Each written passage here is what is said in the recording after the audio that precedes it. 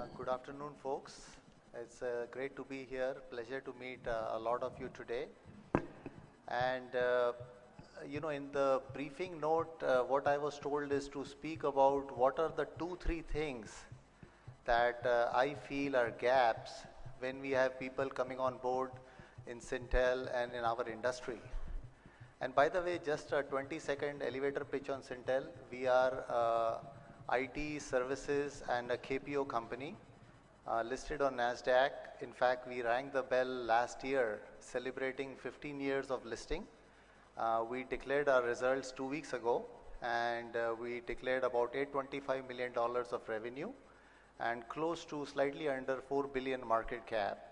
We have close to 23,000 associates all over the world with a very large facility in Chennai at OMR and development centers in Pune, Mumbai, Gurgaon and Tirunelveli. So like I said, great to be here. And the 3, 4 things that I would like to speak to you today about in terms of the gaps, the skill gap. I just coined an acronym on the way here and I call it the letter PICK, P-I-C-K. And it stands for the first gap that I will share with you, that it's performance and not position which matters. The second gap I will explain is around skill gap. What I feel missing in our people is a lack of innovation, that's the I. The third gap I'm going to talk about is our ability to communicate, the alphabet C. And the fourth gap is around what I call K, which stands for knowledge. And to start with that knowledge part, I believe clearly content is king in today's environment. It's extremely important to understand the way businesses are getting done, to understand the industry way it's moving, and quickly adapt and understand the domain, understand the shift happening in our industries, and then equip ourselves and go back to customers with ideas to help them win in the marketplace. So that's really around the alphabet K, around knowledge. Coming to the first gap that I talked about, performance. It's really performance and not position which matters. And I'll explain this through a nice anecdote. It seems a priest died and went to heaven. And while he was waiting in queue to enter the pearly gates, he saw a shabbily dressed, colorfully dressed, foul-mouthed fellow standing in front of him in line. And he introduced himself saying, I am so-and-so priest. I preached God's name for 30 years in church. Who are you? And the guy in front of him said, I am Pandy. I am an auto rickshaw driver from Chennai. So, the guys shook hands, and when the priest's turn came to enter heaven, God welcomed him and said, welcome my child, here is your cotton robe and please go ahead and enter heaven. And right next to him, Pandy, it's about Pandy's turn now to enter heaven. And when Pandy enters heaven, God again welcomes him with open arms, gives him a golden robe and says, Pandy my child, welcome to heaven and please go ahead.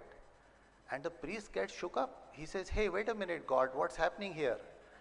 I am so-and-so priest. I preached your name for 30 years in church and I get a cotton robe. And this foul-mouthed, dirty-looking fellow, you're giving him a golden robe. What's going on here? Why is this discrimination? And God says, explains to the priest, he says, results, my child, results. When you preached my name for 30 years in church, everybody slept. When Pandy drove his auto rickshaw in Chennai, everybody prayed. So the moral of the story is, it is performance and not position which counts. And I use this anecdote to drive home the point that many times we see people entering organizations and they say, look, I am nobody, I am too junior. How can I change something in this organization, or how can I impact my customer's business? So this is my point. You can definitely, each one of us can impact our customers' businesses by contributing and by delivering superior value, delivering performance. And that's my first message, that if we enable our people, or if we upskill our people to be measured on performance, on outcomes, then the position is irrelevant. It doesn't matter if you're junior, senior, or just entered or lateral, it's irrelevant. Extremely important to be performance driven. That was the first skill gap, which I feel we need to reprogram our people's brains to think along the lines of high performance culture. The second point what I told you about as part of PIC is around the I, which is the innovation. This is another very critical factor. You know, although we've grown rapidly as an industry, I've been 27 years in this industry, I've seen it from the infancy and to where we are now. And I believe we are still not really, you know, there's so much headroom to grow out there. But clearly one area we need to definitely improve, all of us, whether it's at the bottom of the pyramid, middle of the pyramid, or at the top management, all of us need to do a much better job of innovating, of going back with thought leadership ideas to external customers and to internal customers. And again, I will explain this point to you with another anecdote which I read somewhere. It seems, you know, in the soap dish industry in Japan, there was once a soap dish got shipped without a soap in it. Now, this is a very serious problem in Japan, right?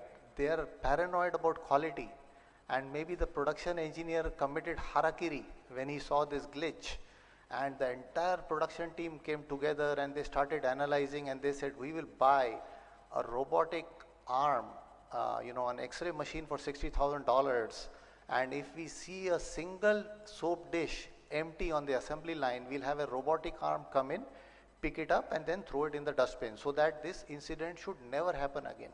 So this is how they fix the problem. Now, similar thing happened in Gujarat. A similar soap manufacturing company, factory, was grappling with the exact same issue. And guess how they solved it? All they did is they bought a 800 rupees pedestal fan, put it in front of the assembly line, empty boxes would get blown away. And here is an example. You don't need to be rocket scientist to solve the simple problems in life. We don't need huge amount of sophistication, but all we need is common sense to address some very basic fundamental issues. And I call this thought leadership, I call this innovation, you can call this root cause analysis, but these are the things which are very critical. These are the things, if we can imbibe in our people and groom them into delivering this kind of value, this is going to improve stickiness with the customers, improve our value prop as an industry, and will clearly make it as a strong differentiator, and will chart a successful path for our people. And for the people who exhibit this characteristic are definitely going to be fast tracked, are definitely going to grow faster than anybody else in the organization. So this is really the second point I wanted to explain around the innovation soft skill gap, which clearly we need to catch them young, imbibe them, right? In fact, I tell this to my children. I tell this story to my kids, saying, you know, it's not important to mug the textbook cover to cover.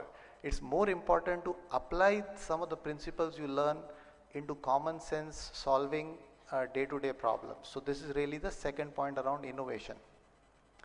The third point, and probably the last thing I wanted to cover, you know, after innovating and after doing a lot of the performance things, it's extremely important to also communicate the third C, right? What I called about in the PIC, to communicate, to articulate the value prop back to the customer, back to the stakeholders. There's no point in keeping a successful story as a well-guarded secret. Extremely important to communicate it back, to articulate it crisply, to drive brownie points, to drive a lot of positive, positive feelings around you. And your ability to communicate is going to be another very key skill improvement which all of us need to achieve. And here I'll kind of draw an analogy through a last example. It seems a blind beggar was begging on a sidewalk. He had a sign in front of him saying, "I am blind, please help." And a few people were dropping coins in his box, begging bowl. A lady comes along, she picks up the sign, strikes off the front, turns it on the back, writes something on the back and goes away. And suddenly a lot more people are dropping coins in this begging bowl. And the blind beggar is pleasantly surprised, and he calls the lady and he says, "What did you do to my sign?" So she says, "I changed it." And he says, "What did you change?" He says, "Instead of saying I am blind, please help, I changed it to a new word saying, it's a beautiful day, I can't see it." And this had a far more profound impact on the people around the beggar, and this had a far more better outcome. It's the same message, but just represented slightly differently. It had a far more reaching effect on the audience, and obviously led to a better outcome for everybody. And this is really the last point I wanted to share with all of you. It is so important to communicate effectively, to explain some of the good things we are doing, and to benefit from that. So I'll stop now, and we have a very strong panel out here. I'll request my colleagues to take this forward. But I thank you for your attention, wish you all the best, and have a great day today. Thanks a lot.